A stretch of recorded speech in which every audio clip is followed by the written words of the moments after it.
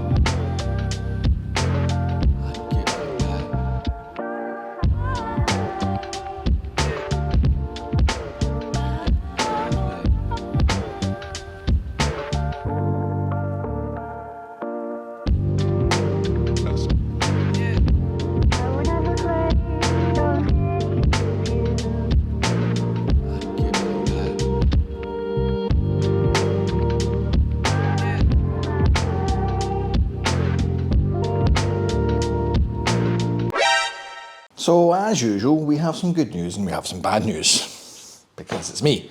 So good news, as you can see, this section here, with the exception of some further build-up filler, is more or less looking quite complete and pretty good, I'll have to add. Similarly, round the back, this again, bit of build-up, bit more filler, but that's starting to look a lot flatter and a lot neater, which is something I'm quite happy about because I was really struggling with this before, mainly because of the amount of gap I've had to fill with just glass fibre resin. I wasn't too sure if we were going to get warps or stuff, but I think we still have warps and stuff, but it doesn't look too bad. It'll pass, it'll be good enough for me. This wee guy, happy enough. I'm going to just mark out where this crescent needs to be cut to clear the steering shaft, which you can't see because of this. However, it's more or less looking okay. Now on to the bad news. You'll note this side pretty much looks how it looked at the end of the last episode.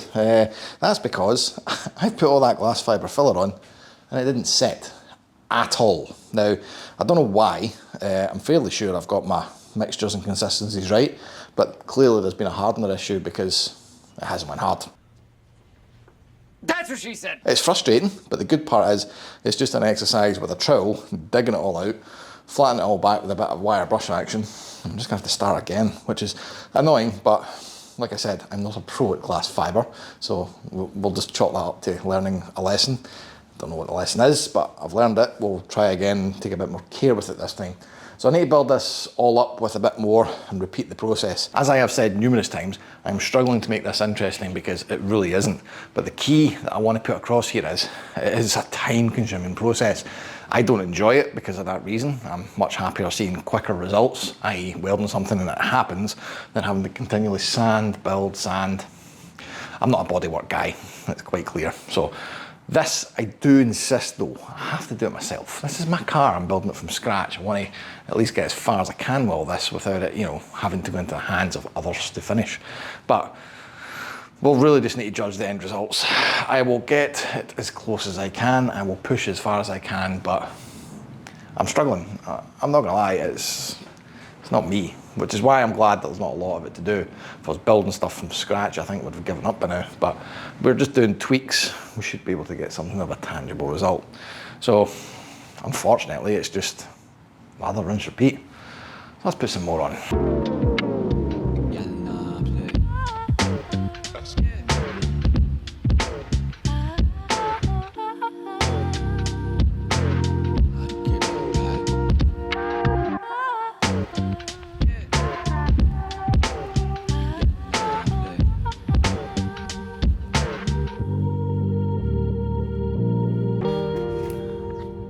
A wise man once said, the definition of insanity is repeating the same process to the letter and expecting a different result. Well, the last time we did this process, it did not set. So what I am changing to try and get a different result, the quantities we're mixing. I think I might have been a bit too enthusiastic with making sure we were putting a large quantity of this stuff on, and I possibly haven't got my ratios of filler to hardener right. As a result, I have dropped the amount that we're pre-mixing just so that I can keep a better eye on it and get a better context for how much hardener to filler I'm mixing up. So we've got quite a healthy amount of hardener in this, and I find to make up a second batch, we'll do that. I want to make sure what I am putting on is going to go hard. See? It's all about the science in this show.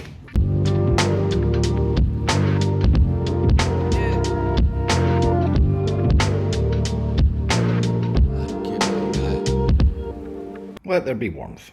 So, I'll maybe skim on a few bits, as you can see, and we're going to see how well it dries. I've brought this down a good bit more to try and reach the side of the car. May have a couple of bits to do in the back, a bit more than this, but, well, given what we've had previous, I want to make sure this dries first before I go war and peace in it and make it look good. While I'm waiting for it to dry though, you'll probably note that we have given the whole of the clamshell a bit of a key. So there's a reason for this. A, obviously it's going to need paint and the gel coat's not going to bond too well. But B, I'm going to try paint the now. Well, not paint. I want to see how this glass fibre is going to react to different paint products, because it's not like normal metal. So in the first instance, I'm going to hit it with what I normally use for primer, just to see how it reacts to what I normally use to primer it.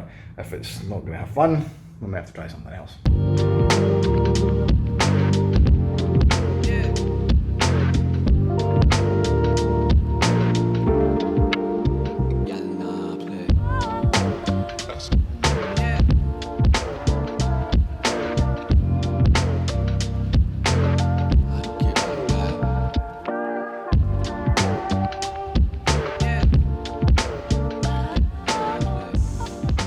So as you can see, the primer has actually went on this pretty well. Now this is etch primer I've used, which isn't strictly speaking the correct stuff for glass fibre applications, but it's really just a tester at this stage.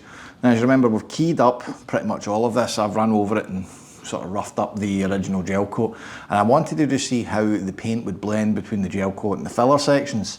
Truth be told, more or less most of it seems to be okay. The finish is pretty consistent across both surfaces. But the reason I wanted to try this with a throwaway primer is because realistically I'm going to have to flatten this down many times. Now it's quite handy to just chuck primer on for this application. The reason being, you start to lose sight of whether or not you've actually got a flat finish. Now as you can see, there's big chunks of filler here versus big chunks of normal glass fibre. Now you might think running your hand across it is flat, but in actual fact, because there's a ridge there anyway, you're not really spotting that there's still actually a raised section on it.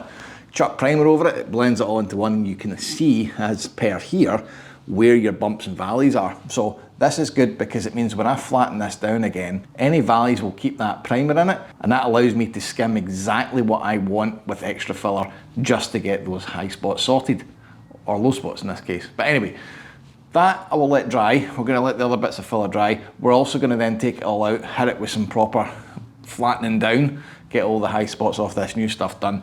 I think the clamshell is going to need another couple of passes. I'd as well just doing that where it sits, but we're getting close. This is getting good.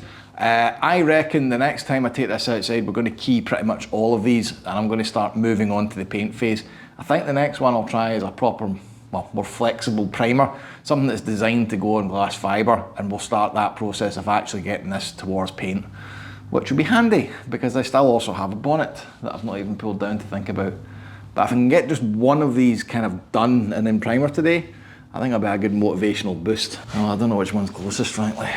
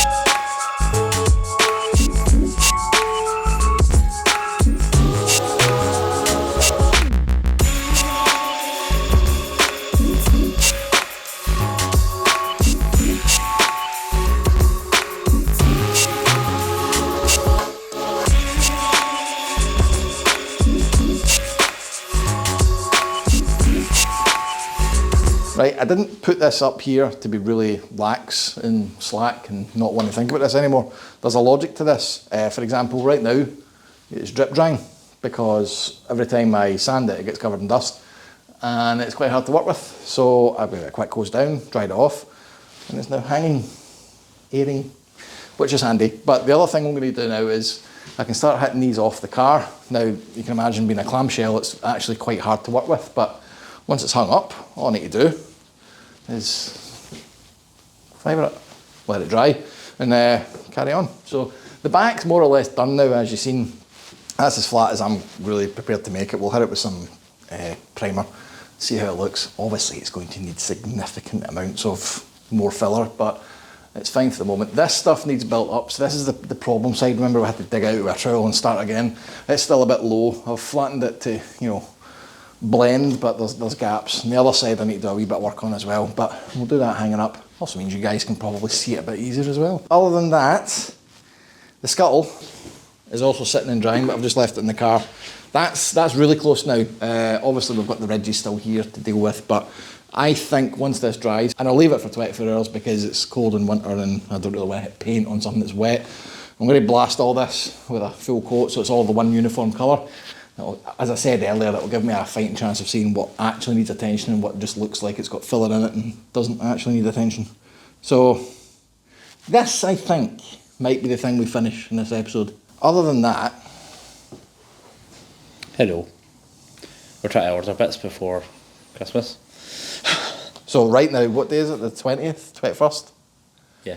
It's 27th of December. We kind of forgot brake line. Aye. So on a side note, sneak preview, Daniel's Primera. Yeah, we kind of forgot brake line. We kind of need brake line, otherwise can't do much. So I actually don't even know where my episodes are, but we are now on Primera land. This might come out before that. Need so brake line. Need brake line. We really need brake line. Cars stop better with brakes. Yeah. Unless you just run like Flexiline all the way at the front, No. from the front to the back. No. No? No. Not into that? No. Get brake line. Get brake line. We'll do that. Get brake line. Nobody will hear you because the mic's here. Got to get some brake line. That's a bit weird, that. Talk to the tits.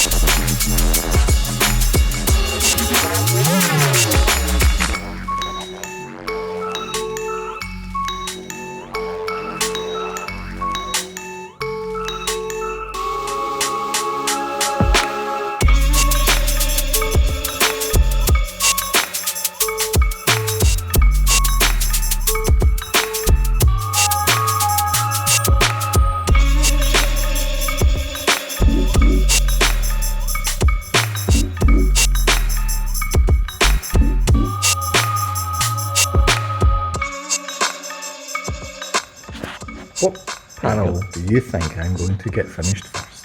I don't know. Probably the back one. I know, honest, like, I honestly thought this thing being really like small would be done first, but the back one's just coming together a lot quicker. Yeah. There's a lot of holes in this. That's the problem. Like, now that I actually stopped and looked, there's like, it's been butchered properly. But conversely, that's just the final skim, I think. It's probably quite... Unless you put more fiberglass on. So there's a thing, right, whereby apparently I'm using too much filler. We'll just keep putting fiberglass filler on until it's like 15 mil thick. It weighs like a ton. Fiberglass is only light if you use it sparingly. If you just keep adding it on, it's no longer light. You've clearly never owned a TDR and seen how No thick longer those bodies are. Yeah, there's maybe an amount of glass fibre. See, this side, it's like this side is nice and kind of lean. And you can't see the difference. Yes, you can. Absolutely, go on, show them That that side. side. You go show them that side. This side, right? So look, quite thin, nice and light. It's got a kind of nice curve on it. Looks good. That's maybe a bit chunkier. A bit. Right? But the reason it's not that bad in the back though. Like it's still quite. It's fine. It's fine. It'll be fine. It will be fine. It needs about 5 mil of. I have taken a good 5 mil off that because we had to build it up. It needs more. You're just like you've already said that you don't like kit cars because of this. It's not that I don't like them. It's just not my thing. It's just not my thing. Why do you not like kit cars? Because of this. Because you end up with like a ton of fiberglass on a 500 kilo car. It's still going to come in and weight, don't worry, it'll be fine. Yeah, once we sand all of the fiberglass filler off. This section and that section, I'm still struggling to get the lines right on. But it's not like I'm putting more in, it goes flat, it's maybe a bit of a recess. It'll be fine. I am, however, I am debating putting a lot more glass fibre filler in here. No. The reason being, right, this is a windscreen groove, which we're not going to have. And if it keeps fighting me, which it is fighting me considerably, I'm close to just going... That's how much more. How much more filler? It's like snapping spaghetti in front of an Italian. Look It's at the worst. It's like, oh look, this is nice and light. Oh wait, no, let's add more. Try and lift not it. light It's still enough. really light. It's not that light. It's look at it. It's bouncing around. It's light enough. This just needs now another light flatten all over. Obviously, it's going to get hit with the same primer as this. I tried that. That's edge primer. It's not working. So we'll get all that flattened back. Flatten all these bits down. Get in proper primer. Light skim of normal filler. Yes. Sand. 8 coats of primer, and then we'll.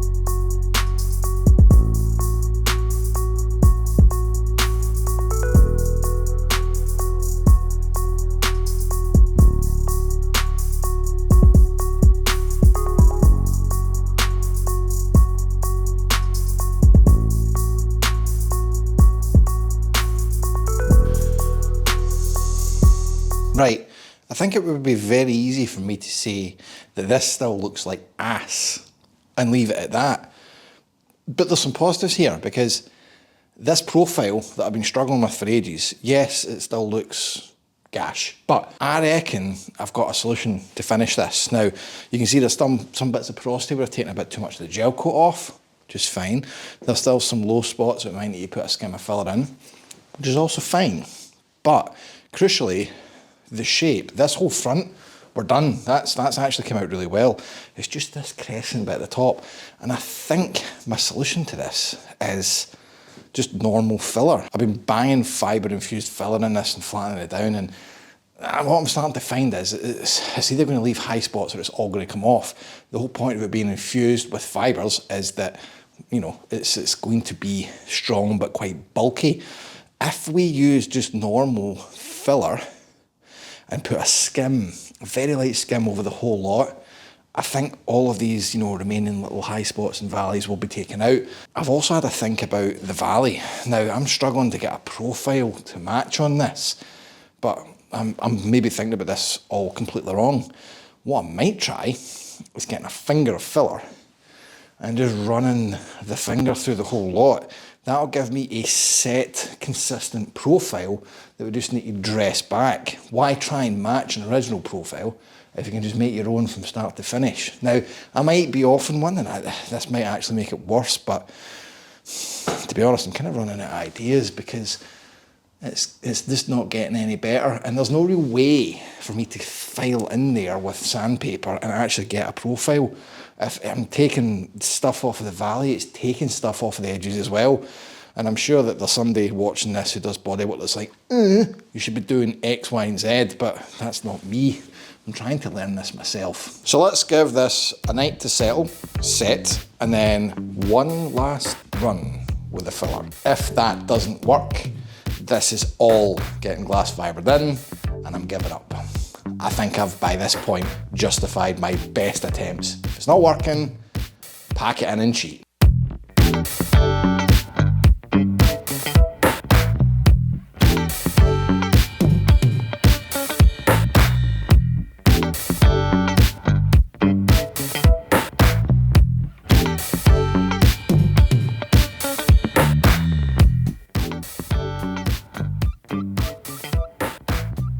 Do you know what? That's where the area screen's going to go. I still need to put something on here to deflect wind away from my face. That's where I'm going to put it, because I have had enough of trying to deal with this. So, I'm calling that finished. We've finished something. So, thanks for watching. Patreon.com/toolsandtrack is the reason why you haven't seen an advert. So if you want to say thanks for that, go have a look. If not, cool, I get it. Like, bell, subscribe if you feel like more thrilling updates on how not to do glass fibre and filler repair. And until next weekend, guys, drive safe and do better than me.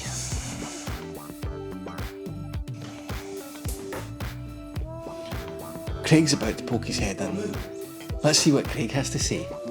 No, come in, it's fine. I'll cut it out. It's alright. I'll edit you out, don't f***ing worry.